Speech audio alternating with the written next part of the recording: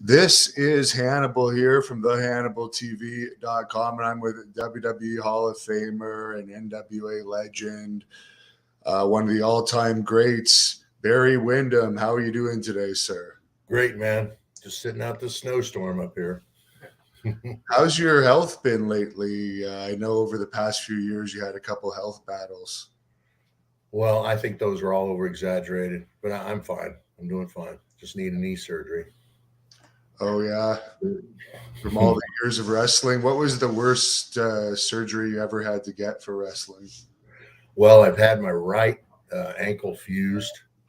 That was from a bout in Japan in 1990. I finally had that done in 2005. Then I've had like 4 or 5 complete knee reconstructions on my left and some on my right, but I just need a new left knee. Did you have a toughest opponent over the years where you would feel the matches more in the days after? Over the years, no, not really. I mean, working with everybody, when you're in ring condition, you're good. I mean, injuries happen, but there wasn't anybody that I worked with that was exceptionally dangerous. And you played sports before getting into the professional wrestling business. Could you tell us a bit about your athletic background? Well, let's see. When I was growing up, my old man was he was I guess, he just worked out all the time is what it was. He's just a muscle head. And, he had me training 2-3 times a day from the time I was 6 years old. I was doing push-ups and squats and all that. Up into junior high and high school, I played football and wrestled. I was on the track team. I threw the shot. I played basketball. I numbered in 4 or 5 sports my senior year at high school. And went on to West Texas State to play football. I played defensive end and center and was there for 2 seasons.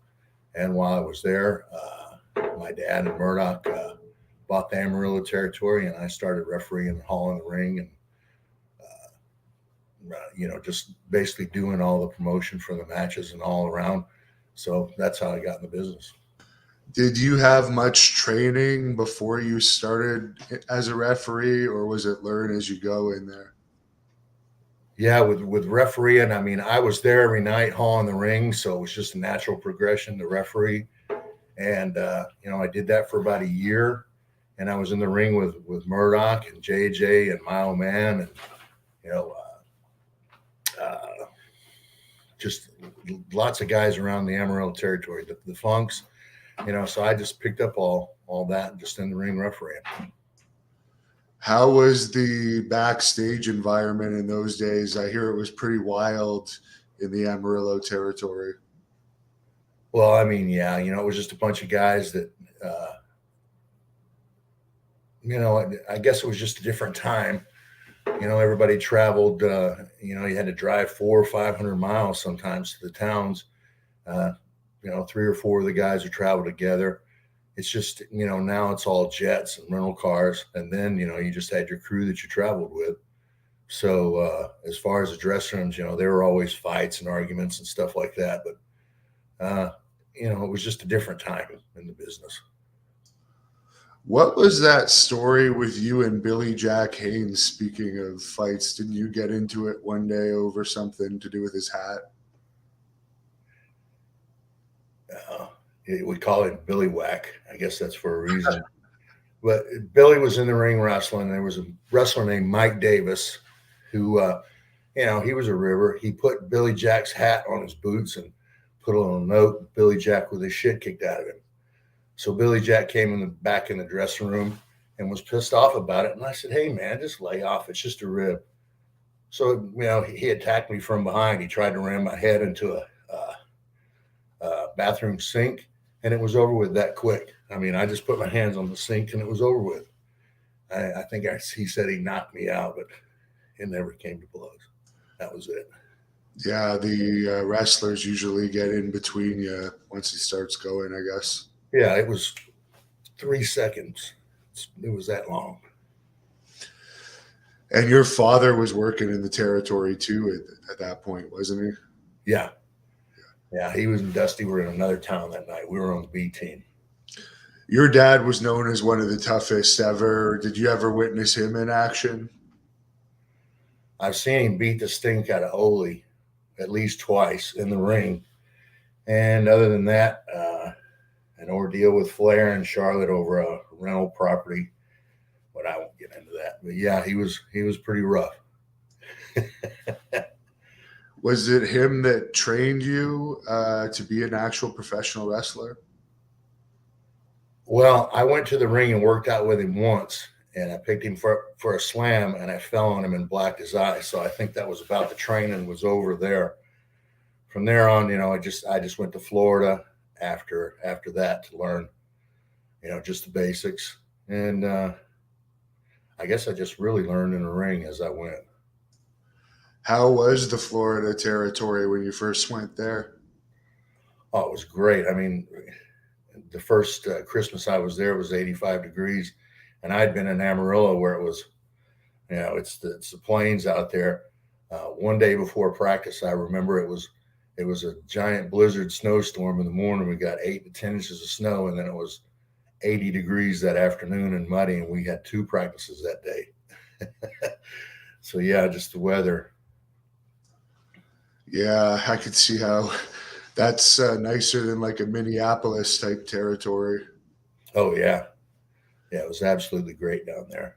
And the trips, you were home every night. So it was just a great place to learn. And, there were just so many great talents rotating through there that, I almost got to work with everybody that came through there. So I got to learn every night. Were you there when Mike Rotundo had that incident where I guess his balls got caught on the fence or something? No, he was in Charlotte. He was with the Briscoes then, but I know the story. He was drunk and he tried to hop a fence and he ended up almost neutering himself. And he went to the hospital the next day to get it stitched up. So I'll let him tell the rest of that story. Were you involved in like the ribbing side of it, playing ribs on other wrestlers, or were you kind of quiet backstage? No, I usually traveled, with 1 or 2 other guys because I usually drove, 2-seater cars. So it was just, that's how it was. There's a fan on here that wants to know if you have any stories about Arn Anderson. Well, Arn was always, the testy one of the group. He, always had an opinion about everything. Any specific stories? I can't think of any right now with Arn.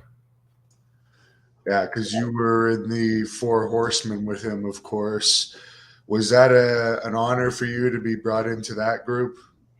Oh yeah, absolutely. Because I'd been a babyface in the business for quite a while, and just with that, it was just a natural change. I'd worked with Flair and Arn and Tully so much, that I knew what they did, and I guess I knew how to be a horseman from working with them so much. Is it true you played a role in getting Scott Hall into wrestling? As I remember, I was at a shopping center down the road from my house, and I think it was like a Home Depot, and Scott flagged me down in the parking lot, and from there we went, took him to the ring, and I guess he got in the business from there with Dusty. Did you train many wrestlers over the years?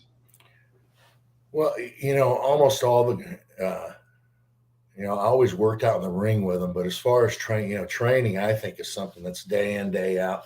You go and you're there every day doing it. I never did that, but I worked out with guys in the ring and before the shows. There's a fan on here that used to watch you at the Lakeland Civic Center. Do you have any memories of that building? Yeah, that was always that was one of our big shows. We run that once or twice, once a month or maybe every 3 months. It was a big show, and we ran all of our major angles that we had been doing in there, and usually use that for a, you know, for a, like an ending point of it, of an angle, or a big portion of it. But Lakin was one of our favorite spots. Robert on here wants to know if you have any stories about the Iron Sheik. Yeah, the Sheik was always entertaining. Let's see, something I could tell about. Well, I guess everybody knows that he smokes pot.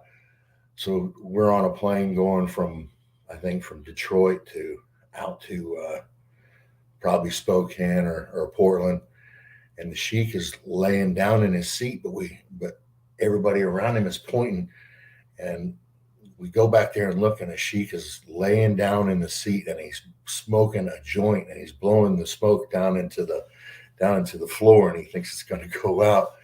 So they had the U.S. Marshals take him off the plane, and we landed and all that. It was crazy. Wow. When you went to WWF as Widowmaker, who came up with the Widowmaker name and the gimmick change for you there? You know, I don't know. He's probably a combination of me, Vince, and probably Pritchard, just to put that together. But it was just so short-lived. You know, we just, you know, I was just on TVs for a while and just worked a few house shows.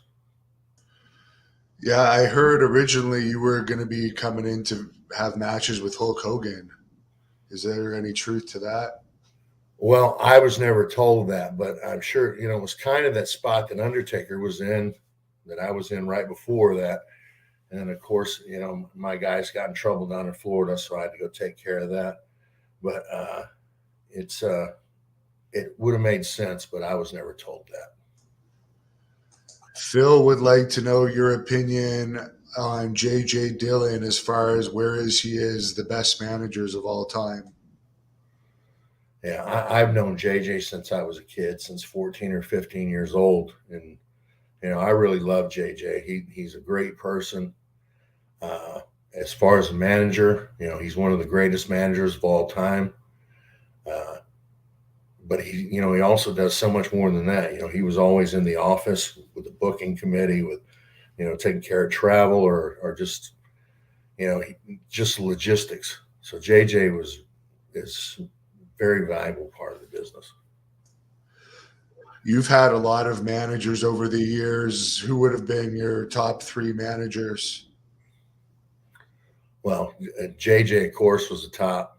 And then, you know, after that, I guess just probably Lou Albano, even though he was just the TVs. But, you know, everybody recognized Lou. And I would just say those two.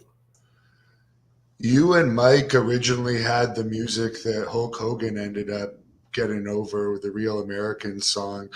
Were you ever told why they took it off of you and gave it to him? Well, the reason I was told is because they were having copyright problems with all the music they were using. We were using Borne in the USA by Springsteen, and I guess he was using, what is that? Anyway, the real heavy metal music. So I guess it just came down to royalties, and Vince had to create his own music. Gerardo, he wants to know if you had a hand in training Dustin Rhodes. Yeah, Dustin probably came into the business, you know, a lot like I did. You know, was around it, and then broke in, you know, more or less training in the ring. You know, he started down in Florida, and I'm trying to think of when it was, but anyway, I think he was down there for about a year, and then he came to the Carolinas. So he was about 2 years out before he started with me in the ring. But, you know, that's probably standard. Usually guys are a little along in the business whenever they were put with me, you know, it's just so that they could learn a little more and put a little more polish on them. Someone wants to know if you have any memories of working in Canada. Yeah. I always loved going up there. The Maple Leaf Gardens was one of my favorite. Toronto, you know, we always went up there for the Tunnies. And, he always had beer afterwards in a hotel room, and he'd go up there and have a few beers, sit around with the boys, and it's that good Canadian beer. Did you have any favorite cities to wrestle in your career? Probably Philadelphia and Boston, where great crowd reactions were. And in Florida, I just, Jacksonville, because it was where I did my heel turn, always kind of has a spot for me. But I always liked Philadelphia and Boston. Philadelphia was really my favorite, probably. Jumping General wants to know any stories about Road Warrior Hawk. We traveled on a private plane for probably about 2 years there with Crockett Promotions, and the Road Warriors were on there with us. Nikita and Ivan. We had probably 20 guys on there. As far as Hawk, I mean, he was always a wild man. Sometimes on the road, he would disappear for 2 or 3 days at a time, and nobody could find him. But Ellering knew how to handle Hawk and kept him pretty much in line. But just every now and then, he would go off on a speed. You were known as being someone that could really handle their alcohol well, weren't you? Like, you could drink a lot and really not show any effects. Yeah, I don't know why that was, but I've been pretty drunk in my share of times, but I could usually maintain pretty well. Someone's asking if you enjoyed wrestling in the Greensboro Coliseum. Yeah, it was another one of our special towns there in the Carolina territories. It was kind of like Lakeland. It was where we would do blow-offs of angles and further angles there. It was a real good town for us. Mitchell wants to know if you have any Bobby Jaggers stories. Well, Bobby was a great exaggerator. Every story he had was the biggest and the best. And he had a giant horse farm and was raising horses in Kansas. Bobby was really a good fellow. I mean, he was really good to work with, and he was one of the guys that I learned with first, early in my career down there in Florida. Let's see. He had a partner. I'm trying to remember his partner, but I remember them. We were doing promos one day, and he and Jaggers came out and jumped in the ring naked and had like a 30-second match, and then ran back in the dressing room while we were trying to do interviews, which was just off to the right of the ring, the old set there in Tampa. That was a sight to see. Judah wants to know, what was the lifestyle of being a horseman like? Well, because we traveled on the plane, all together,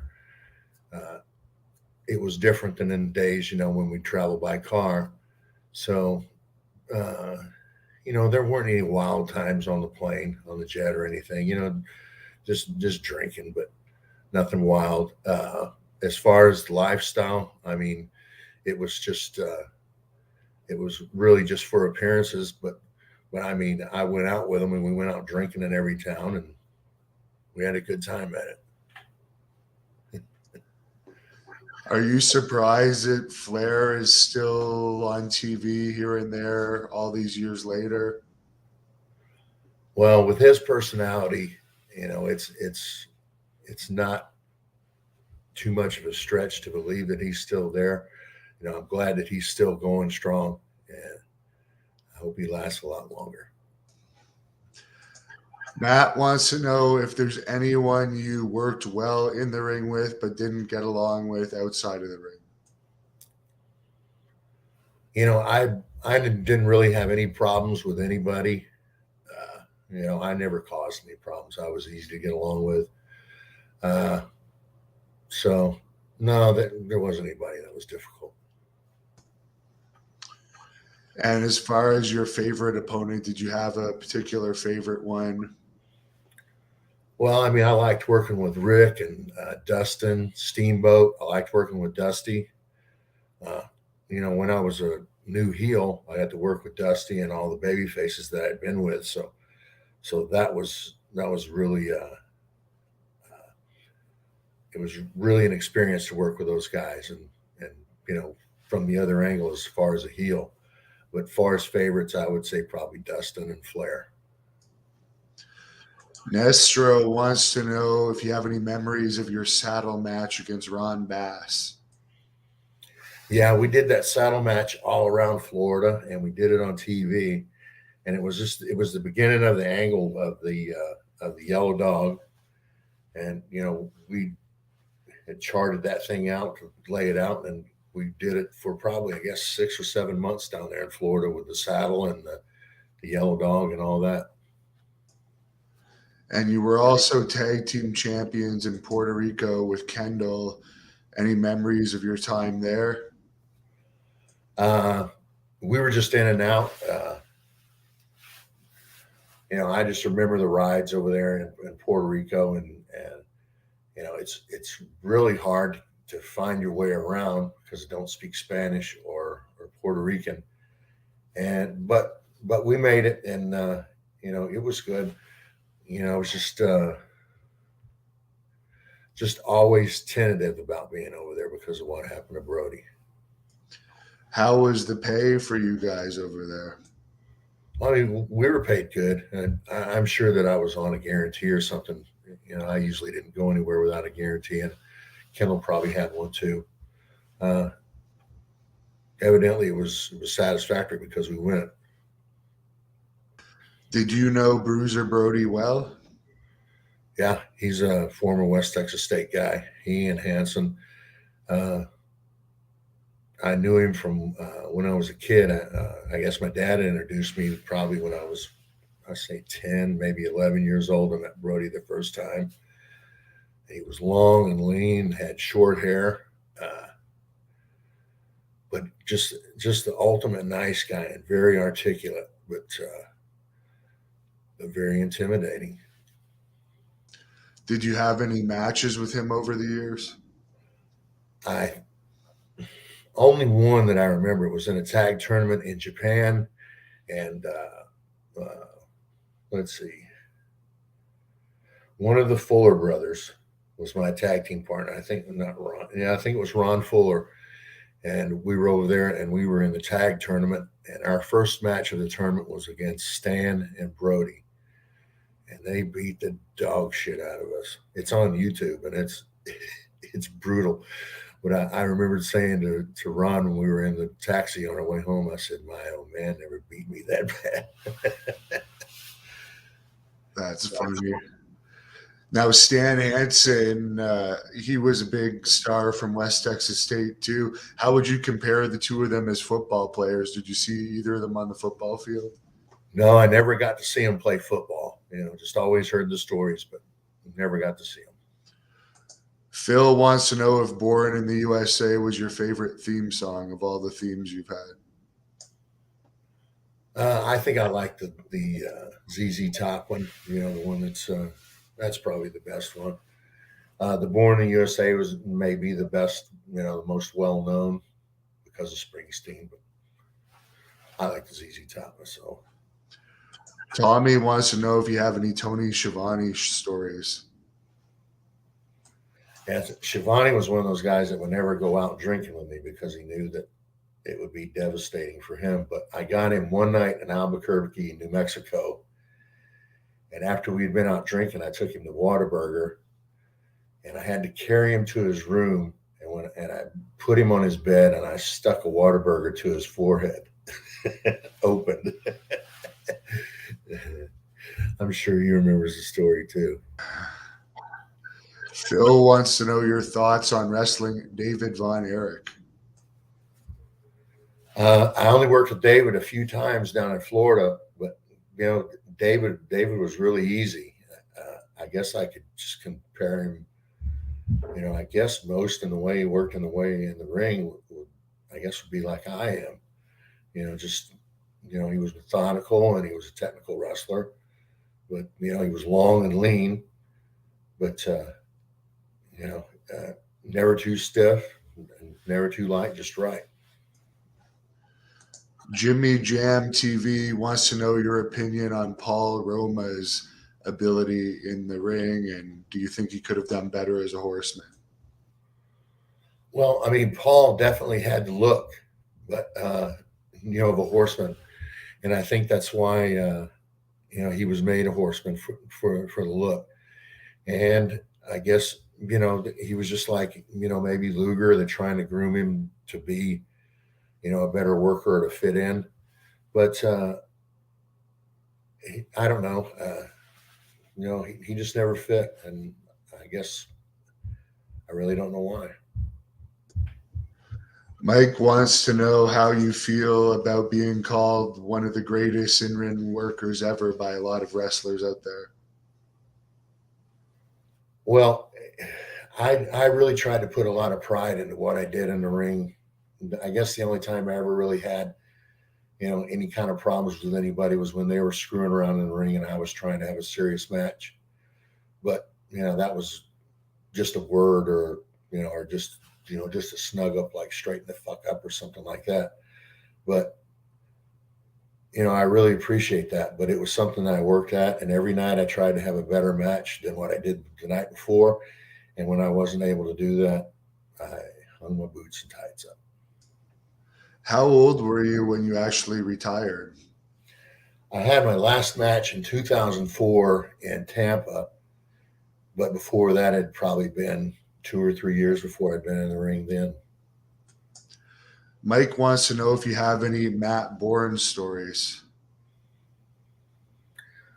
I really don't. I wasn't around Matt. I only, secondhand stories like of him and Charlotte walking down the highway, towards the town. Guys passing him and wondering what the fuck he's doing. And one was he was barefoot, and I guess his girlfriend had put him out on the side of the road on the way to town in the Charlotte territory. So, and he was just walking along the highway. But not really. Other than that, I don't really know any Matt stories. Ed wants to know if you preferred singles or tag matches.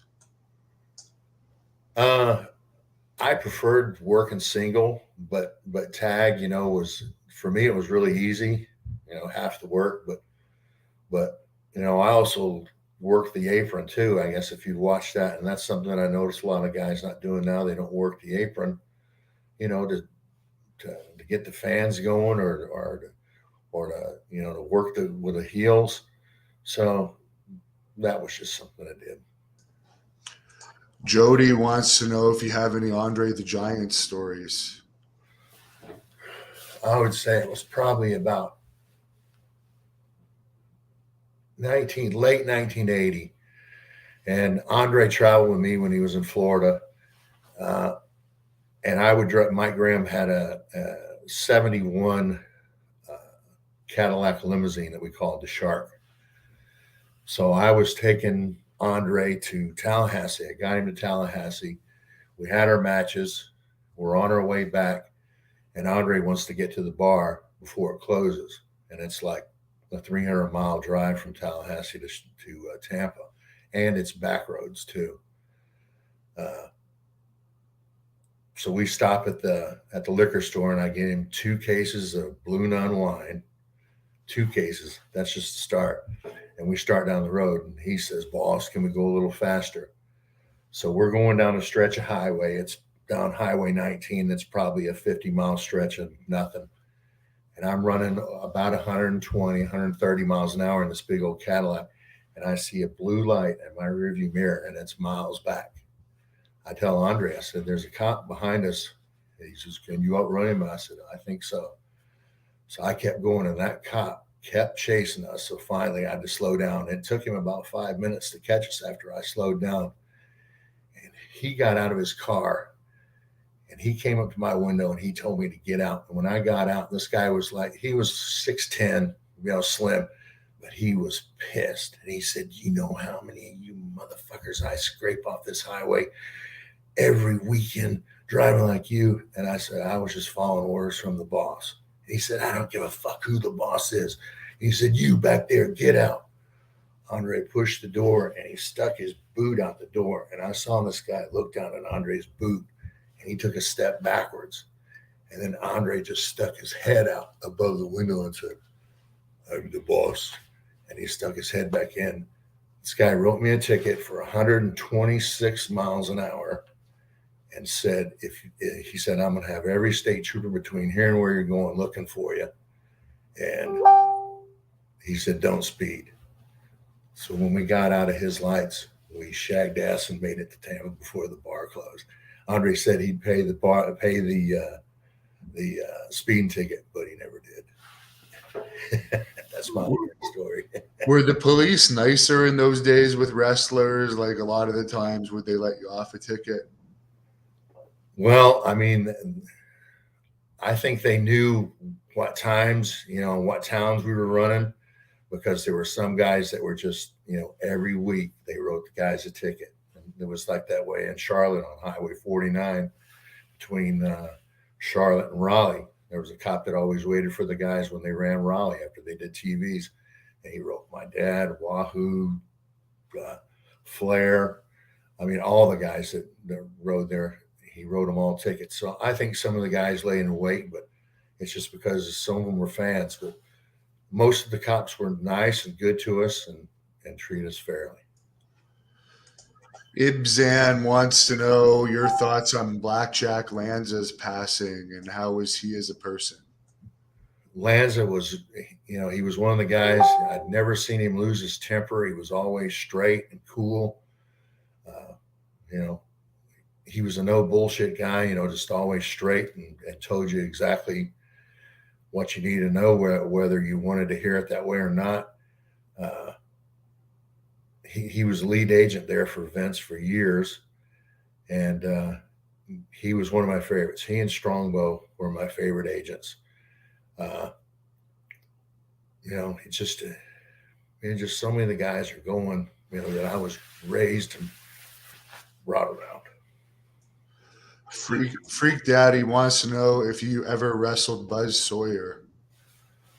No, I missed wrestling Buzz, and Buzz was, he was in Louisiana when I was in Florida. When he was in Florida, I was in the Carolinas. I always missed him. How was Steve Austin to work with? Someone wants to know. Hey, Steve was really good in the ring. Just another one of the guys that's just so easy to work with, just the ultimate professional. Just one thing, he had a thing with his right hand. He kept hitting me in the teeth, and he did it like 3 or 4 times, and we couldn't figure out what it was. And we watched the match back and couldn't figure out how he kept hitting me in the teeth. But I guess he's got a permanent scar on his knuckle where he hit me in the teeth 2 or 3 times during 2 or 3 matches. Were you surprised on how well he eventually did in WWE in later years? Well, I mean, nothing about the business surprised me. Some guys are just there at the right time. They have the right timing, and everything clicks for them. And he's one of those guys that it happened for, and it couldn't have happened to a better guy. How did you like working with Dusty Rhodes when Dusty was booking? Dusty for me, I traveled with him when I was a babyface for years. We were great friends, and we talked to business a lot, and we put together lots of angles and stuff, not just for us but for other guys. But working in the ring with Dusty, I knew what he was able to do and what he was capable of. And I think I took him longer than his usual, 10 or 12 minute matches. I think we went 20 or 25 minutes a few times. So, he was excited about working with me as I was about him, and it worked out great. How did you like going from those long matches of NWA to the shorter WWF matches? Well, it was hard for me because, I was always trained to tell a story with a match. And instead, a 4 or 5 or 6 or 7 minute match to me is basically just a squash match. You can't really get a lot of detail in there. You can just basically establish who's the heel or who's the baby face, and then do a finish in that time. So I just prefer longer matches. Now, of course, Bray Wyatt had a lot of success. He's related to you. What are your thoughts on how he did in WWE? Well, I mean, he did as well as you can with Vince, with all of his ideas and all, and especially getting any of it past Vince was really an accomplishment. But Vince must have, seen something in it that he did. Windham is one of the most creative people that have been around. He has a crazy imagination, and it's one that he can interpret into the ring and to the storylines. Were you surprised that they released him last year when he was one of their biggest stars? Yeah, I was. I mean, I was surprised at Strowman and him and Windham, but Vince is trying to accomplish something there. It looks to me like he's trying to get the company looking nice and spiffy for a bidder to come and buy it. Yeah, have you tried watching the product at all lately? No, I haven't. I haven't watched it in quite a while. Have you seen anything of AEW? I saw their first couple of shows, and then that was it. I saw that first Cody promo that he did. That was really a great promo that he did in the ring, and I don't really watch much wrestling after that. All Bricks Count remembers watching you and Mike wrestle the Sheik and Volkov in Toronto. Any memories of that feud? Sheik and Volkov. I mean, yeah, we worked with them every night, and just to give me and Mike a little change up in the match, we would switch who would sell and who would make the comeback, and that would totally mess up the Sheik and Volkov because I don't know what the problem was. We would try to explain it to them that you're getting the heat on me instead of Mike tonight, but it was always exciting with them. But we always worked it out. They were really good hands. John would like to know, what was Rick Rude like to work with? I mean, Rick was one of those guys, out of Minneapolis, just a great promo and a great look, and he was really easy to work with in the ring. He had Paul Jones as his manager, and he had Medusa. I think I worked with him quite a bit when he had Medusa's manager, and we worked around it. Just nothing really stands out, because I think we were both probably into different angles or something, but we worked together quite a bit. Keeping it Redneck wants to know if you have any memories of wrestling in Norfolk, Virginia. I mean, Norfolk was in the Charlotte territory. It was a 350-mile drive for us, so we would drive that on, I don't even remember what day it was. It seems like it was Thursdays. But we would go up there to the Scope, and it was a different arena. I remember, being a round building. I remember I wrestled John Studd there a couple times. Other than that, just not any real memories of Hampton or Norfolk. Shannon would like to know, who was your toughest opponent in the Florida territory? I would say probably Ron Bass, or I worked with Harley a bunch when I was down there, when Harley was still champion. Muraco, bless his heart, he trained me in the ring. He took me every night, 20 minutes Broadway for probably 3 or 4 months. And he would just beat me and beat me and beat me. And I would be just like a pulp laying in the ring. And we would get through that 20 minutes. But that was, I really credit Muraco with a lot of ring time with me. And I learned a lot from Don. Yeah, he seems like a pretty nice guy. Did you ever hear the story about him like peeing on an agent when they wanted him to take the piss test in WWE? No, I didn't hear that story, but that sounds about right. Yeah. Is it true that you dropped your keys in the toilet once or something and Rip Rogers stuck his hand in there to get it? Or is that a myth? No, that's a true story. Oh, wow. It was in the, God, what a terrible. See, these are the kind of stories I hate telling, but he's already told it. But it was in the shitter, and I didn't shit in it. Somebody else already had. But when I was flipping my pockets, my keys dropped right down in there, and it was a horrible mess. And Rip Rogers was there, and I was looking for a coat hanger. He says, "Hey, I'll do it." He said, "You got to pay me." I said, "Whatever." I got in my pocket. I probably had 100, 150 bucks in my pocket. I gave it to him. He stuck his hand in there, washed the keys off, and handed them to me. And it was brutal. But it's a definite true story. Yeah, I think it made Mick Foley's book or something. Anthony would like to know your thoughts on teaming with Ronnie Garvin. Ronnie was great to tag with. I mean, he was always. We flew around with him up there. I've got a horrible flight story with Ronnie Garvin, but I'll have to check with Ronnie before I can tell it. But Ronnie in the ring was great, and I think they were Dust was trying to find a spot for him to fit in, and it was me probably made the best sense as far as a tag partner, and we won the tag championships.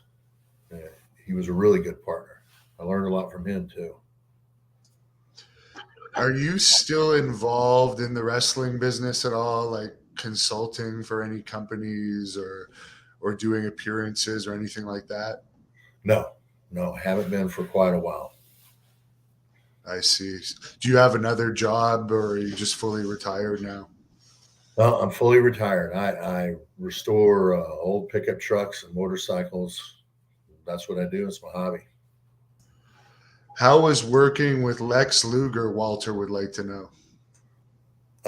I mean, Lex was, when he first started out, he was green, and everything was choppy and hard. I was working with Luger in Daytona Beach, and right out of the chute, it was a deal to where I'm trying to remember exactly what it was. I think I was wearing a dress, and I went out and was sitting in the crowd in a dress, and Luger made a challenge to anybody, and I stepped into the ring and pulled the dress off. Well, as I pulled the dress off, Luger did like this and hit me right between the eyes, and I've got a nice little scar right there, but that was from Luger. But almost everything he did at first 2 years hurt. How was he backstage to you? I know he's changed now, but we always hear the stories. He had a bit of an ego at first.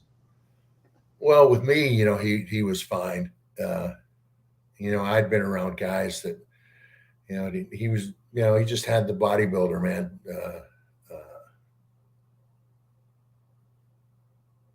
Frame of mind, but he wasn't hard to deal with, and he never really had an attitude with me, so it was fine. Did you have many interactions with Roddy Piper? Roddy was, he was ahead of me in the business by probably as many years as Flair is, probably maybe 7 to 10. I never really got to really work with Roddy in the ring, but Roddy was always entertaining backstage and, always into something. He was just as crafty backstage and with the ribs as he was in the ring. Richard would like to know if you have any Harley Race stories. Oh, let's see. Another probably 1980, 81 story. My dad and I are going to Ocala, and we're driving my girlfriend's Honda car. She's got a little Honda Civic. So the two of us in a Civic, and I'm driving on the highway. I look in my rearview mirror and there's Harley coming up behind us in a Lincoln. He comes around us. He comes up beside us. He looks at us. And my old man said, "Get ready, Barry." Harley hits the brakes, wheeled in behind us, and nosed up that Lincoln to the back of the Honda and pushed us down the road over 100 miles an hour. And my old man was freaking out the whole time. And I was all right with it. I was just driving the car, didn't hit the brakes, and stayed with it. He let us go. And I think my old man and Harley had words in the dressing room that night. I didn't hear it, but I could just tell by the demeanor of both of them that something was said. Somebody wants to know, who is your favorite wrestler as a fan? Probably Harley or Rick. I just always enjoyed watching them both. Harley was probably the best to watch. Would you ever consider being a manager? A fan is asking. Yeah, I would consider it. And, I would have to get back in shape a little, lose some weight, and get ready, to go. But I could do it. Any memories on the West Texas Rednecks with Curt Hennig and that whole gang? Well, that was another deal. We were out in Louisiana, I think Alexandria, Louisiana, and the Rednecks didn't even have a name then. It was just just four guys with cowboy hats and boots. I think Kevin Nash was booking, and he sent us to the Western store, and we bought dusters and hats and came back. And it took us about a week. We shot a video in Nashville, I think like a week later, and we were sitting on the bus, and we came up with the Rednecks name. It was like, they were trying to think of, the Texas Outlaws or the new Texas Outlaws, or I just said, how about the West Texas Rednecks? And it stuck. How were the No Limit soldiers to work with, all these rapper guys that were getting paid hundreds of thousands of dollars? Well, I mean, it was basically like having a TV match with a green guy. You just had to lean around and just not do too much with them. A couple of them could work. A couple of the big guys could work a little bit, but and then they had Rey Mysterio and I guess that was later on, but they just didn't work, and they weren't baby faces, and that's how we got over as baby faces. Yeah, it seems like you guys were really getting over when they dropped it. Was there ever any reason given to you why they dropped that whole group? Well, I mean, all I've heard are just rumors, but I heard Hogan didn't like it, but you never know. It may have been Kurt, it may have been Bischoff, it may have been Hogan. Just don't know. Any thoughts about Bobby Duncombe Jr.'s death? Well, Bobby, we just had to deal with Bobby being on the pills all the time, and we would try to curtail it, but he always had them. When we shot the Rednecks video at my property in Georgia, or the family's property in Georgia, the reason Bobby's not in half of it is because he's passed out in the farmhouse that we've got out there on pills. So, I mean, we were just hoping the best that Bobby would pop out of it, but I guess his mom was sick and she had cancer, so she had the pain patches. So he had quadruple dose of overdose. He had 2 or 3 patches on him, and he was full of somas and pills. So it's just a terrible story. And I guess for Curt Hennig, you were probably surprised too. That one came pretty fast. Yeah. And Kurt and Bobby traveled together, when they were on the road, and, they both like to get high or stoned or whatever it is on the pills. But for Kurt, I know he was pill shopping with doctors. He had different doctors all around the country. One in Louisville, one in Tampa, one in LA, one in New York, where he could always get his refills whenever he was in town. And that's just what he did. And finally caught up with it. How did you like the stalker gimmick that they gave you for your latest WWE run? Well, it wasn't my idea, and I don't think it was the greatest idea, but it was just something that Vince wanted. And, you can see kind of the progression of it. I started out first with the face paint, and then I took the face paint off and then tried to work my way into it, but it just never worked out. I wasn't comfortable with it, and I don't think Vince really liked it. I think it was just a little get back. At least you didn't have to put on wrestling gear when you went to work. You could just show up in your clothes. Yeah, I could have just worn one I came in off the street off of. How did you get along with JBL when you were doing the new Blackjacks? Oh, he was great. He was always great with me. I knew that he was a little bit of a bully, but he was always a bully to everybody else, and I was always kind of the buffer. We're working in Japan, and all the guys would say, "Please tag the little Blackjack back in. He's not so stiff." and Baba called us in and said that Bradshaw had to loosen up, or we were going to go home. So Baba had a meeting with us too over him, and he was just overzealous in the ring. He just, he thought to make it look good, you had to lay it in, and that's not necessarily the story. Al wants to know, how was it working with the face Captain Lou Albano? And he was known to be pretty wild on the road. Well, I was never on the road with the captain, but we were always, at TVs when Mike and I first got together there as a U.S. Express. Cap was always drunk at TV, and always had his drink in his hand. And he called Vince Vinny. So I don't think Vince likes being called Vinny. And he would be drunk. He would get fired at TV, and then he'd be hired back the next day. And he was a belligerent drunk, and he was brutal on Vince. Did he give you any advice as a manager that was useful? No, I mean, he was just there, for the face of us, just for television exposure. He was one of the old timers that had been there for, golly, I don't know how long he'd been there. I know he was there with Vince Sr.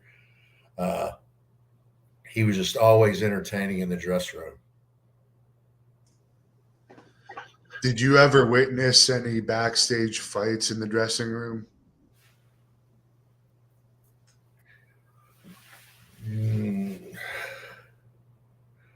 Never really, except for just the one that, that was, like I said, was just like a 3-second scuffle with Billy Jack. And, that was about it. That's all that I've really been privy to. Would you agree that Haku is one of the toughest wrestlers in wrestling? I have never seen him in action, but I've heard all the stories, and I've seen the repercussions from what he did. So I would put a lot of credit in that story.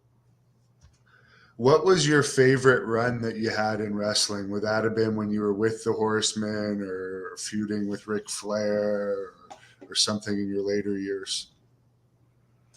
I would say favorite run, it was probably, with the Horseman, as far as, travel and everything. We were traveling on the jet, and we were always there together. It was me, Arn, JJ, Rick, Dusty, and one or two of the other baby faces on the jet. So, I mean,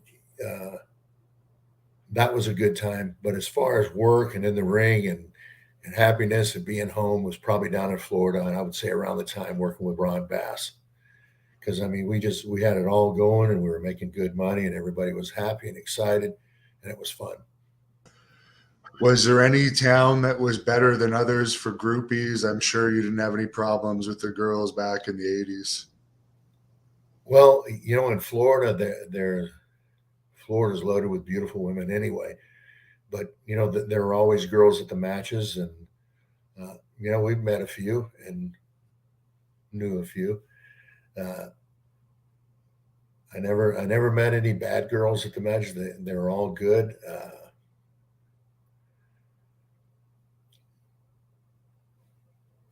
I'll just have to leave that at that. Do you have any advice for wrestlers out there, both maybe as a baby face and a heel, if they're watching this?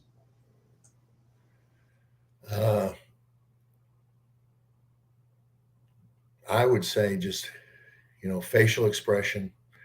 Everything is facial expression. And how, now everything is on TV, so you're working to the cameras. So learn to work to the cameras and work on your facial expressions in the mirror.